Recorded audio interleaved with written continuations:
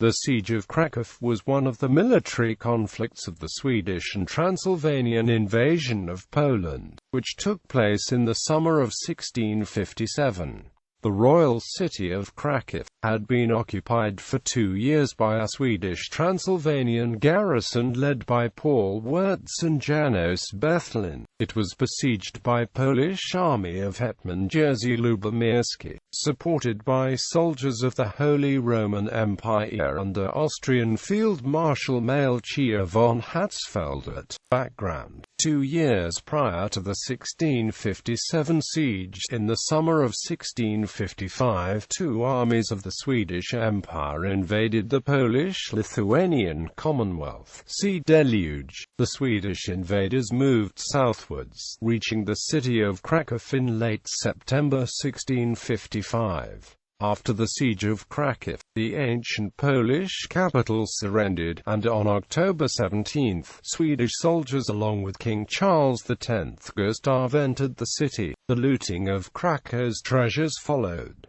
In some districts not a single house was left standing, as in Garbury and in Biskupy. For the next 2 years the amount of destruction, pillage and methodical plunder was so enormous that some former parts of the city had never recovered from it. According to the Treaty of Radnitz signed on December 6, 1656, Kraków was to be occupied by Prince of Transylvania, George II Rákóczi, who was an ally of Charles X Gustav. In January 1657, the Transylvanian army invaded southern provinces of the Kingdom of Poland, and on March 28, the Transylvanians reached Kraków. Rákóczi left in the city some 2,500 soldiers, who strengthened the Swedish garrison already stationed there. Most of the Transylvanian army headed northwards to meet the Swedes. Siege. In early summer 1657, Polish crown units under Hetman Jerzy Lubomirski arrived near Kraków, but lacking artillery. The Poles limited their activities to cutting Swedish and Transylvanian supply routes. In early August, the 17,000-strong army of Holy Roman Empire, under Field Marshal Melchior von Hatzfeldt, reinforced the Poles, began preparations for an assault.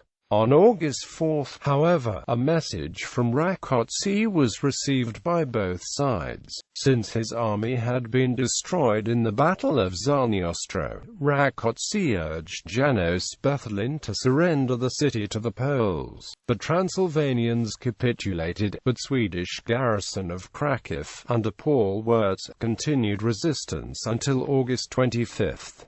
5 days later, Swedish units left the city, and on September 4, Poles, together with Austrians, organized a military parade, observed by King Jan Kazimierz. Aftermath. After a 2-year Swedish and Transylvanian occupation, the ancient capital of Poland was in ruins. All villages and towns in the area were burned to the ground, as well as the suburbs of Kraków. In Kleparz, only 15 people dwelled in huts, while at Bishop Square, only 5 houses remained out of 51.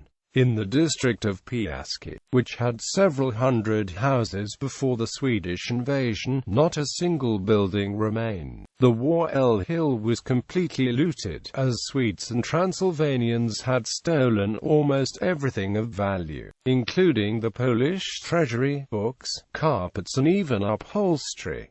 Furthermore, Swedes destroyed the tomb of Saint Stanislaus,